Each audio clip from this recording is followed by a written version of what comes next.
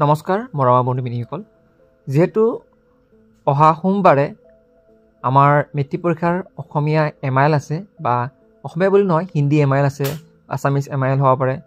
ঠিক আছে, এতিয়া আমি এই সোমবাৰে যিটো আমাৰ এক্সাম হ'ব, সেই এক্সামৰ বাবে আমি কেনেকৈ প্ৰিপেৰেশ্যন কৰিব লাগিব।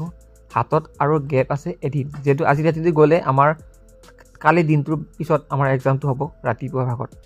চ' সেইটোৰ কাৰণে মই এতিয়া তোমালোকক যদি কওঁ, তোমালোকে এতিয়া নতুনকৈ একো বস্তু পঢ়াৰ প্ৰয়োজন নাই। যিখিনি পঢ়িছিলা সেইখিনিয়ে তোমালোকে অলপ ৰিপিট কৰাৰ চেষ্টা কৰা। আজি মই কিছুমান তোমালোকক আজি এই ভিডিঅ' যোনে চাইছে বা কালি ৰাতিপুৱা যোনে যোনে এই ভিডিঅ' চাব, তোমালোকে এতিয়া যিখিনি মই কথা ক'ম সেইখিনি পাৰিলে 12টা বজাত আগত ক্লিয়াৰ কৰি দিবা। কালি দিনৰ 12টা বজাত আগত ক্লিয়াৰ কৰিবা। যেনেকৈ যিহেতু তোমালোকে নিশ্চয় জানা যে গ্ৰামাৰত তোমালোকৰ বহুতখিনি মাৰ্কছ থাকে। ঠিক আছে, এই গ্ৰামাৰৰ মাৰ্কছখিনি যদি তোমালোকে ল'ব বিচাৰা, তেনেহ'লে সেই গ্ৰামাৰখিনি দিনত চাবা।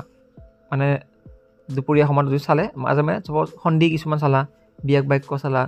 ঠিক আছে, তাৰপিছত মিশ্ৰ বাক্যলৈ পৰিৱৰ্তন কৰা বা সৰল বাক্যলৈ পৰিৱৰ্তন কৰা, সেনেকুৱা কিছুমান যাহত জ্যোতি চিহ্নৰ ব্যৱহাৰ ক'ত কৰিব লাগে।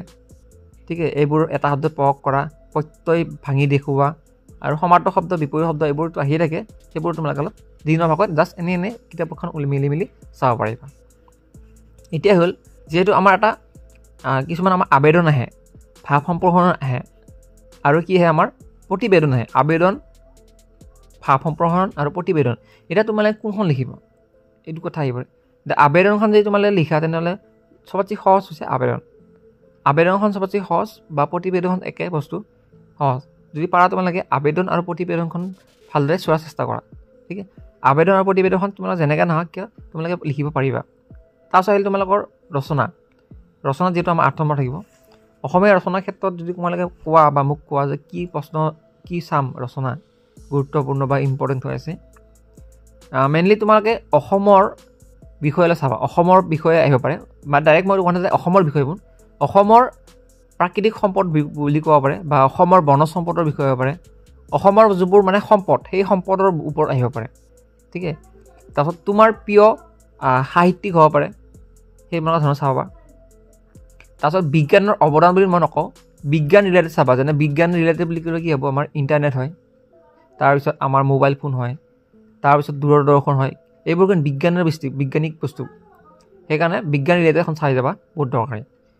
তাৰপিছত মানুহৰ কিছুমান সমস্যা থাকে, যেনে নিবনুৱা সমস্যা হওক, এনেকুৱা ধৰণৰ কিছুমান তোমালোকে চাবা। কিন্তু তোমালোকে বেছিকেলি অসমৰ পৰ্যটন উদ্যোগৰ বিষয়ে নাহে। প্ৰিয় গ্ৰন্থ নাচাবা, সেইটোও নাহে চাগে। বিজ্ঞানৰ অৱদান নাহে। বিজ্ঞানৰ অৱদান বুলি ক'লে মই তোমাৰ দৈনন্দিন জীৱনত বিজ্ঞানৰ অৱদান সেনেকৈ আহিব পাৰে, সেইটো চাই থকাৰ প্ৰয়োজন। বাকী তোমালোকে আৰু এখন কিতাপ যিহেতু তোমালোকৰ আছে যে বৈচিত্ৰ্যময় অসম, যি নামৰ যিটো দুটা পাঠ, সেই বৈচিত্ৰ্যময় অসমৰ যিকোনো দুটা জনগোষ্ঠীৰ মানে বিশেষভাৱে যে আগবঢ়াইছিল বৰঙণি, সেই তেনে দুটা জনগোষ্ঠীৰ দুজনকৈ ব্যক্তিৰ বিষয়ে তোমালোকে কি কৰা, মনত কৰা বা চমু টোকা মুখস্থ কৰা বা চাই থৈ দিয়া, বহুত দৰকাৰী। তাৰপিছত দ্ৰুত পাঠৰ যিটো বৈচিত্ৰ্যময় অসম নামৰ যিটো দ্ৰুত পাঠ আছে, সেই পাঠৰ সন্নিবিষ্ট যিটো মানে অসমৰ যিকোনো দুটা জনগোষ্ঠীৰ উৎসৱ পাৰ্বণৰ সম্পৰ্কে তোমালোকে ভালদৰে চাই থকা, খুব দৰকাৰী। ঠিক আছে, তাৰপিছত গ্ৰুপ বিত তোমালোকৰ থাকিব চাপ'জ 1 নম্বৰ কুৱেশ্যন। কিতাপত থকা যিমানকেইটা 1 নম্বৰ কুৱেশ্যন আছে গোটেইখিনি চোৱা।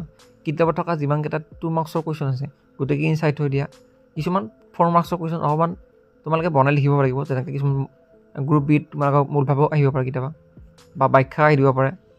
আৰু গ্ৰামাৰৰ ক্ষেত্ৰত যেনেকৈ শুদ্ধ বাক্যটি শুদ্ধকৈ লিখা, উপসৰ্গ ব্যৱহাৰ কৰি শুদ্ধ বাক্য লিখা, এনেকুৱা দিব পাৰে। কিছুমান অনুসৰ্গৰ কথা আহিব পাৰে, সমাৰ্থক শব্দ আহিব পাৰে, আধুনিক শব্দ ৰূপ আহিব পাৰে। তাৰপিছত তোমালোকৰ ছন্দ বুলি কয় যে এটা ছন্দৰ সূত্ৰ লিখি উদাহৰণ দি দিব লাগে। মানে ছাপ'জ ঝুমুৰাৰ আহিল, ঝুমুৰাৰ সূত্ৰ লিখিলে তাৰ এটা উদাহৰণ দিলা। উদাহৰণ যিহেতু এই তোমালোকৰ ছন্দ দিয়া থাকিব 3টা, তাৰে 2টা লিখিব লাগে। সেইকাৰণে এই বছৰ যোনবোৰ আহিছে, মানে 2024ত যোনবোৰ আহিছিলে, তোমালোকে সেইবোৰ বাদ দি 2023 আৰু 22ত যিখিনি আহিছে সেইখিনি তোমালোকে চাব পাৰা। ছন্দ হওক বা গ্ৰামাৰ ৰিলেটেড তাৰ পৰা কমন পৰিব। আৰু গ্ৰুপ এত মই এটা কথা ক'ব বিচাৰিছোঁ যে এতিয়া মূলভাৱ কি আহিব, মই অসমীয়া আহিব নে প্ৰশস্তি আহিব নে দৃষ্টান্ত আহিব। তোমালোকে পাৰিলে তিনিটা পাঠৰে মই অসমীয়া, দৃষ্টান্তৰ আৰু প্ৰশস্তি, এই তিনিটা পাঠৰ যি মূল ভাগটো মানে থুলমুলকৈ চাই থোৱা, তোমালোকে সেই তিনিটা পাঠৰ যেনেকৈ লং কুৱেশ্যন নাহক কিয় সেই মূল ভাগখিনি তাৰমানে তাতে ভৰাই দিব পাৰিবা। ঠিক আছে, এইটো এটা ট্ৰিক আৰু ব্যাখ্যাৰ ক্ষেত্ৰতো সেইকেইটা পাঠৰ পৰা যেনেকৈ ধৰণৰ ব্যাখ্যা নাহক কিয় সেই মূল ভাগখিনি তাতে ভৰাই দিবা। কিন্তু মনত ৰাখিবা ব্যাখ্যা লিখাৰ আগতে যে প্ৰসংগ সংকতি থাকে, আচলতে এই পাঠটো ক'ৰ পৰা লোৱা হৈছে, পাঠটো লেখকৰ নাম কি, সেই বস্তুটো প্ৰথম লিখিব লাগিব, তাৰপিছত তোমালোকে সেই ব্যাখ্যাখিনিৰ মাজত ভৰাই দিব পাৰিবা। তাৰপিছত আৰু যিহেতু এই পাঠৰ পৰা আৰু গ্ৰুপ এত লং কুৱেশ্যন থাকিব, 4 মাৰ্কছৰ কুৱেশ্যন থাকিব কিছুমান, ঠিক এই 4 মাৰ্কছৰ কুৱেশ্যন দুটা থাকিব চাগে, 3 নম্বৰত এটা থাকিব আৰু কুৱেশ্যন নম্বৰ 6 থাকিব। চ' সেইটোৰ কাৰণে তোমালোকৰ যে উদ্যোগ ৰিলেটেড এটা পাঠ্যক্ৰম আছে সেই তাৰ পৰা চাবা অলপ লং কুৱেশ্যন, সাংস্কৃতিক হওক বা এইবোৰ।